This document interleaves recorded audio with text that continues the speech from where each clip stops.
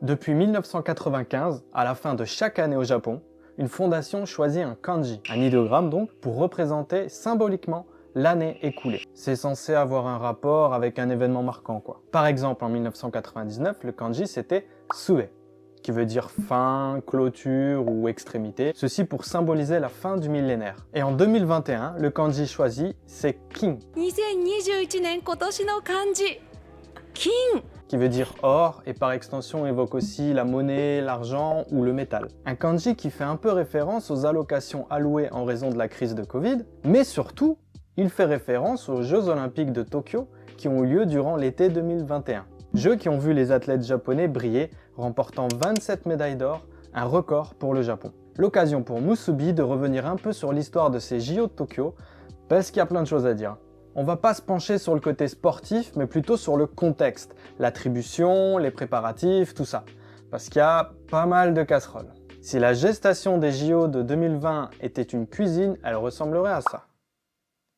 Mais avant tout, j'aimerais préciser que cette vidéo n'est pas un procès contre le Japon ou les organisateurs. C'est toujours facile pour des gens comme moi, après coup, de faire l'inspecteur des travaux finis. Bien malin celui qui saura diriger un événement aussi énorme que des Jeux Olympiques sans aucun souci. C'est simple, aucun pays n'y arrive. Et le Japon ne déroge pas à la règle, même si sincèrement, on espérait de lui quelque chose de moins laborieux. Bref, tout ça n'empêche pas de revenir sur certains points marquants, parce que c'est très intéressant. On va revenir en 2009. Le CIO doit attribuer les JO de 2016 à une des 4 villes suivantes: Rio, Chicago, Madrid et Tokyo. Tokyo a la meilleure note technique, Rio la plus basse. Et pourtant, c'est Rio qui gagne. Il y a des rumeurs de pots de vin du côté du Brésil, comme souvent. Mais il semblerait que la candidature tokyoïte n'ait pas été retenue aussi à cause d'un point important: le manque de soutien de la population envers la candidature. Seulement 59% pour Tokyo, loin derrière les autres villes candidates. On pouvait constater un décalage entre les priorités du gouvernement et celles des habitants. C'était mal barré, même en tentant à nouveau pour la prochaine édition. Mais c'était sans compter sur un événement qui surviendra 2 ans plus tard, le 11 mars 2011.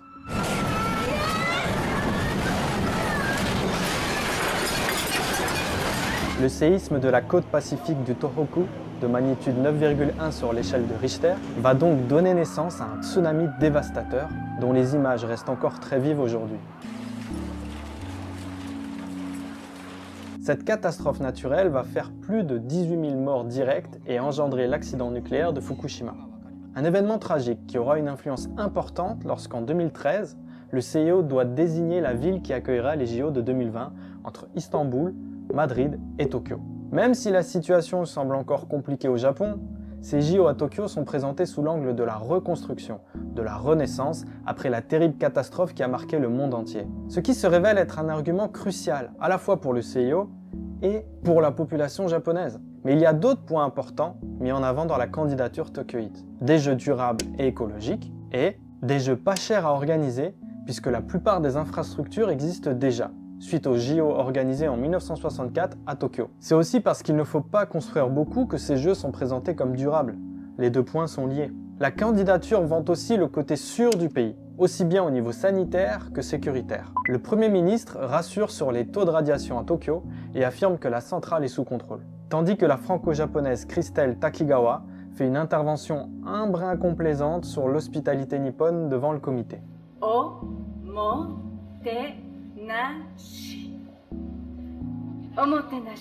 Et ça marche, le CIO attribue les JO de 2020 à Tokyo.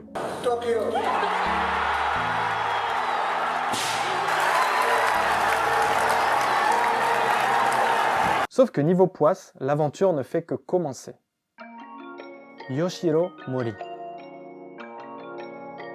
Après l'attribution des jeux, il faut monter une équipe. Et ça commence bien puisque c'est Yoshiro Mori qui est nommé à la tête du comité d'organisation des JO de Tokyo. Mori, c'est un des premiers ministres les plus impopulaires de l'histoire du Japon. Il est connu pour ses dérapages et ses scandales. Et le moins que l'on puisse dire, c'est que pour ce nouveau travail, il n'a pas perdu la main. En 2014, Mori avait déjà 76 ans, et lorsqu'un journaliste le questionne sur sa capacité à tenir un rôle international de cette envergure malgré son âge et ses lacunes en anglais, il se justifie ainsi. J'étais à l'école primaire quand la Seconde Guerre mondiale s'est terminée Et jusqu'alors, l'anglais était considéré comme la langue de l'ennemi. La diplomatie. Après, le souci avec l'anglais n'est pas du tout une spécificité de Yoshiro Mori. C'est un problème culturel, éducatif, national en fait. Mais bon, tu vas pas me dire que sur 126 millions d'habitants, il n'y a pas un profil idéal pour mener à bien une telle mission. Il y a des Japonais qui parlent parfaitement anglais et qui ont sûrement les capacités et les épaules requises pour ce travail. Et qui sont peut-être un peu plus jeunes aussi. Le stade. En 2015, finalement, il est décidé de démolir le stade olympique national construit pour les JO de 64. Et ce, malgré sa qualification pour l'événement. Le but étant de proposer une enceinte avec une plus grande capacité, puisque 50 000 places ne semblent pas suffire. On parle du stade historique, celui des premiers Jeux Olympiques en Asie, qui a accueilli les épreuves d'athlétisme et a vu Bob Hayes gagner aux 100 mètres. On sait qu'au Japon, il n'y a pas franchement un rapport très romantique envers les bâtiments. En comparaison, allez essayer de détruire le stade olympique de Stockholm, qui a accueilli les JO de 1912. There's also a sense of the younger generation feeling pride. They've got this sense of history and that Stockholm is an Olympic city. Yeah, and they feel it when they come here. As soon as you enter here, you feel a little bit of the history. Le stade national à Tokyo, achevé en 1958, n'avait peut-être pas encore l'aura suffisant pour le voir comme patrimoine en 2015, même si c'est discutable. Mais imaginez la valeur qu'il aurait pu avoir en 2060. Qu'est-ce que tu laisses comme nouveau patrimoine matériel aux générations futures si tu détruis tout? Mais c'est une mentalité, une culture, une approche de la vie différente et ça se respecte. Elle a aussi ses bons côtés. Bref, quitte à refaire une nouvelle enceinte, autant choisir une qui ait de la gueule. Et sur le papier, ils n'ont pas lésiné sur les moyens. Voici le projet proposé par l'architecte Zaha Hadid et validé par Tokyo pour remplacer le stade. C'est sûr, c'est futuriste, mais apparemment ça n'a pas plu à tout le monde. Plusieurs pétitions contre le projet sont lancées par des architectes japonais de renom comme Toyo Ito ou Kengo Kuma. Selon eux, le projet est trop gros, trop cher, il obligerait à déloger trop de personnes, il empiète sur les bois reliés au sanctuaire Meiji. Bref, l'architecte effectue des modifications timides pour réduire les coûts, mais apparemment ça convient toujours pas. Le projet de Hadid est abandonné. Le logo. Voici le logo des JO de Tokyo 2020. Ça vous dit rien? En fait, ça, c'est le premier logo dessiné par un designer renommé, Kenjiro Sano. Le souci, c'est qu'en 2015, le créateur du logo du théâtre de Liège accuse Sano de plagiat. Ouais, carrément, je vous remets le logo de Sano. Et voici celui du théâtre de Liège. Ah, y a un petit air. Après, c'est jamais facile de crier au plagiat, puisque dans le milieu créatif, des coïncidences peuvent arriver. Mais après cette première accusation, les internautes ont effectué une véritable campagne d'investigation mettant à jour de troublantes similitudes avec des travaux déjà existants. Face à ce climat, Sano se retire et le CIO décide de ne plus utiliser ce logo. Les organisateurs lancent alors un appel public à candidature pour un nouveau logo. Ils reçoivent 14 599 propositions. Bien refroidis par la polémique précédente, ils en sélectionnent 4 après avoir soigneusement vérifié leur originalité, réclamant des engagements écrits de chaque créateur prouvant que ce ne sont pas des plagiats. Puis ils ont demandé l'avis du public pour finalement choisir celui que nous connaissons tous, basé sur un motif à damier Ichimatsu Moyo, et avec un bleu indigo, le Japan Blue, couleur emblématique du Japon et de Musubi. Le nouveau stade. Le nouvel appel d'offres du stade olympique, lancé en catastrophe, est remporté par Kengo Kuma, avec un stade orienté low cost et design sans fioriture. Il est sûrement très bien ce nouveau stade, avec des subtilités intéressantes, mais quand on le compare au projet de base, à les regarder de loin, on a un peu l'impression d'être passé de SpaceX à Lidl. Mais c'est moins grandiloquent et finalement c'est bien plus japonais. Par contre, on va se rendre compte plus tard que Kengo Kuma n'a rien prévu dans son stade pour accueillir la flamme olympique. Il se justifiera en disant « Bah, on m'en a pas parlé ». Les travaux débutent alors, mais bien plus tard que prévu, à cause de tous les problèmes précédents. Et donc, ça bosse à fond, faut rattraper le retard, on est à fond. Forcément, quand c'est speed, ça crée des problèmes, et encore, on est au Japon, en général, ils font quand même gaffe, mais il y a quand même eu 3 morts, dont le suicide d'un travailleur de 23 ans après 190 heures d'heures sup en seulement 1 mois. Les JO de Rio. Arrive 2016. Année des JO de Rio. Et lors de la cérémonie de clôture, on voit Shinzo Abe, le premier ministre de l'époque, apparaître sur scène déguisé en Mario. C'est original pour le Japon. Voir un premier ministre jouer le jeu comme ça, ne pas se prendre au sérieux, c'est pas courant. Ça fait sourire tout le monde, c'est sympa. Malgré les polémiques, on est curieux de voir ce que ces JO au Japon pourront donner. Les températures. Le dossier de candidature des JO de Tokyo présenté en 2013 vantait les températures douces de l'été japonais.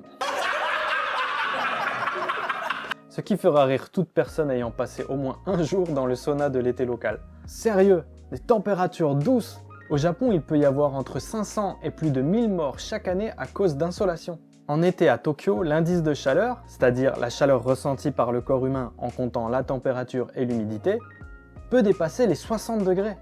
Et ils le savent.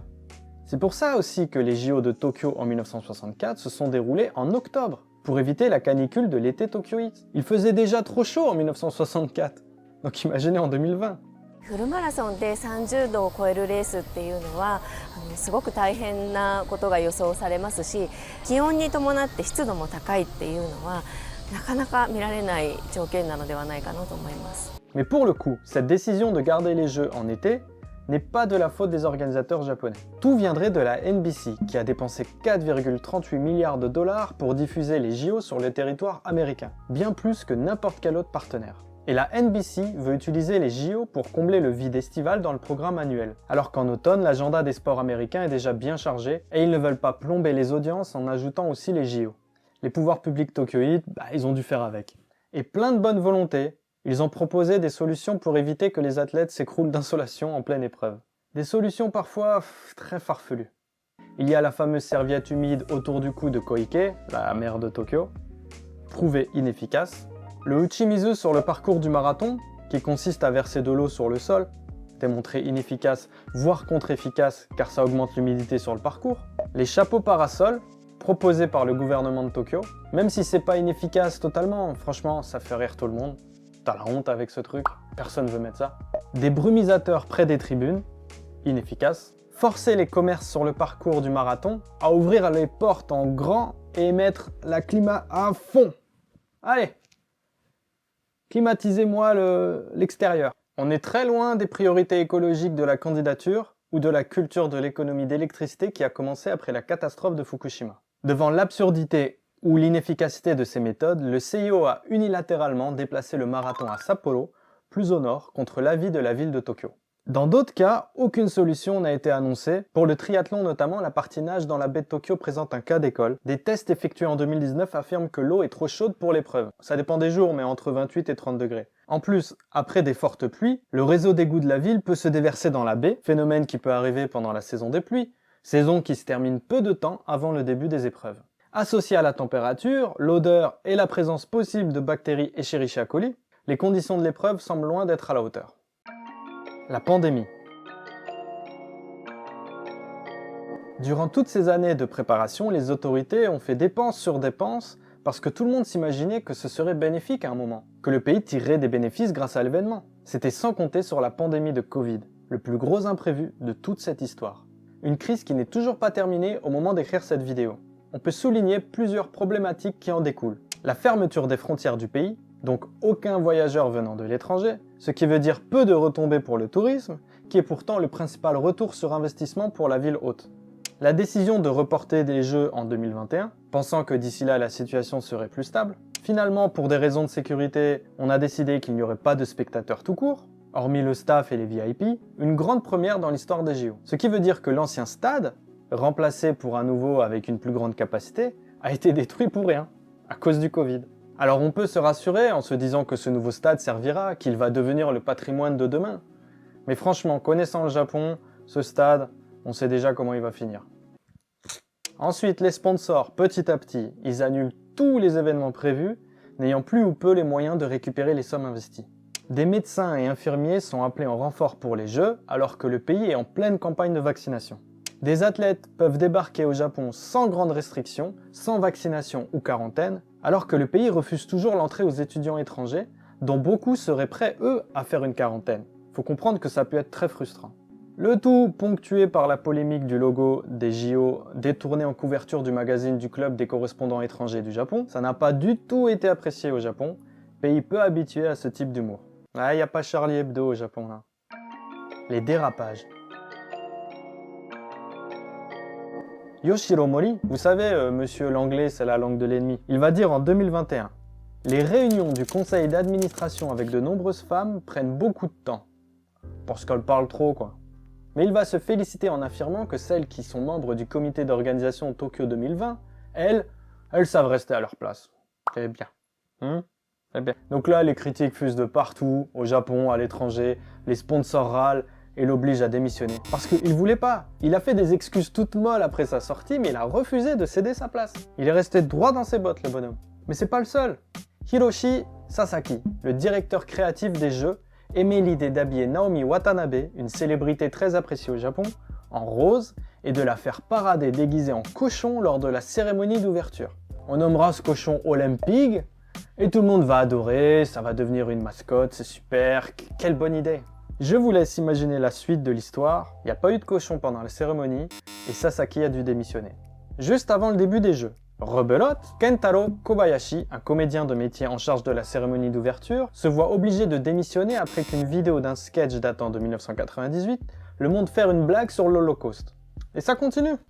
Keigo Oyamada, plus connu sous le nom de Cornelius, devait être un des compositeurs des musiques des cérémonies. Mais rapidement, des voix se sont levées pour rappeler qu'il a plusieurs fois avoué dans des interviews avoir brutalisé et humilié ses camarades handicapés à l'école. Même s'il dit regretter, on est loin des vertus de tolérance prônées par les Jeux Olympiques. Donc, changement de musique à la dernière minute. Pendant la parade des joueurs lors de la cérémonie, de très nombreuses musiques de jeux vidéo japonais ont été utilisées. Dragon Quest, Final Fantasy, Monster Hunter, Soul Calibur, etc., etc. Mais rien de Nintendo. Et pourtant, rappelez-vous, c'est eux qui étaient en première ligne en 2016 avec le Premier ministre déguisé en Mario. Eh bien, ils se sont rétractés à la dernière minute pour ne pas être associés à ces jeux. Niveau poisse quand même. Le rapport avec le Tohoku. Depuis l'accident nucléaire de Fukushima, dans le Tohoku, certains en ont marre de Tokyo. Même si ça a créé des emplois dans la région, c'est surtout pour alimenter la capitale en électricité que les centrales de Fukushima ont été construites. Donc ça a été un cadeau sur le papier, mais un cadeau empoisonné. Beaucoup vivent toujours dans des logements temporaires ou dans de grandes difficultés économiques. Pour ces sinistrés, voir tous ces efforts pour les JO au détriment des régions touchées, forcément la pilule a du mal à passer.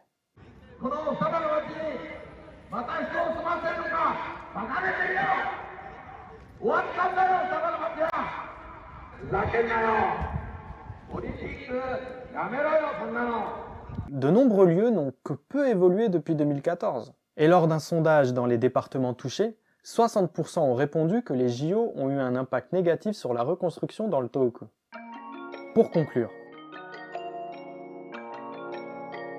les JO de Tokyo 2020, qui devaient avoir des coûts limités, ont finalement été, avec 13 milliards d'euros de budget final, les plus chers de l'histoire. Les Jeux de la Renaissance après une catastrophe sont devenus malgré eux les Jeux d'une pandémie. Ces Jeux sont donc peut-être ceux de la poisse, mais ils ont toujours mieux terminé que ceux prévus en 1940 à Tokyo et totalement annulés à cause de la guerre. Mais au final, ces histoires, plus politiques qu'autre chose, n'ont pas empêché les athlètes d'être à fond et de devenir les vrais acteurs de ces JO de 2020. Des Jeux qui se sont bien déroulés en fait. Les sportifs japonais ont enchaîné médaille sur médaille.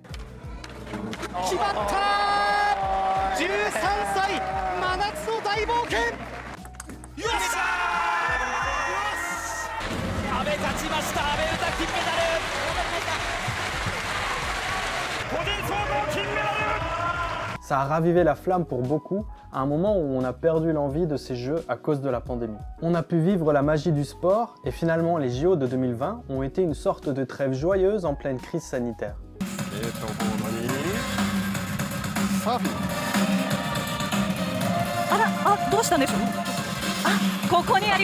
Ils ont pu donner un peu d'espoir aussi. Et c'est sûrement ce qui restera dans l'histoire, et non les problèmes qui ont éclaboussé les préparatifs. On le voit déjà avec le kanji de l'année, King, qui évoque les médailles d'or et ne s'arrête pas sur les casseroles. Et pourtant, allez, on va faire un petit jeu de langage.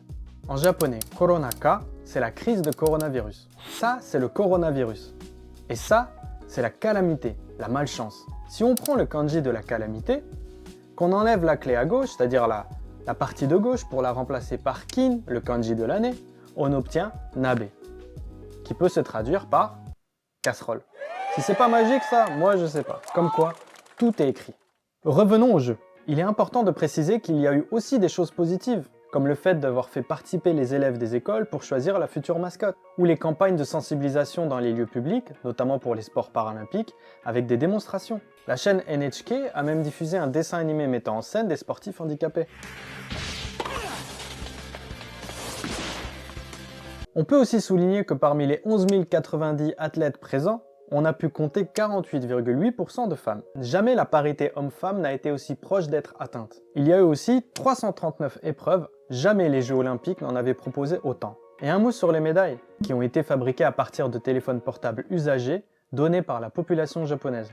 On parle de 78 985 tonnes d'appareils électroniques. Donc les erreurs, les problèmes, de toute façon, il y en a à chaque fois. On peut citer déjà les infrastructures abandonnées des épreuves de Rio. Ils ont construit des trucs qui finalement dans la durée ne servent à rien. Donc la question est surtout de savoir quelles seront les nouvelles polémiques des Jeux de Paris en 2024. Voilà pour cette vidéo un peu spéciale, écrite avec Jérôme Idarak du blog Hachikochi. Encore une fois, j'aimerais pas que cette vidéo soit mal interprétée. Le Japon est un pays comme un autre, qui fait des choses bien, et qui fait des erreurs aussi, comme nous tous. Il avance avec ses problématiques, souvent différentes des nôtres d'ailleurs, et malgré tous ces aléas, il a réussi à organiser des Jeux Olympiques dans un contexte très particulier. Décidément, les JO et le Japon, c'est une drôle d'histoire. Vous avez 2 autres vidéos Musubi d'ailleurs sur le sujet que je vous invite à voir. Ah, s'il y a une erreur dans la vidéo, s'il y a des remarques à faire, laissez-les en commentaire. Si c'est constructif et enrichit la conversation, c'est très bien, puisque tout n'a pas été dit. En tout cas, merci de soutenir Musubi, abonnez-vous, partagez cette vidéo, lâchez un commentaire, aidez-nous à faire connaître notre travail. En tout cas, moi je vous dis à très bientôt. Ciao.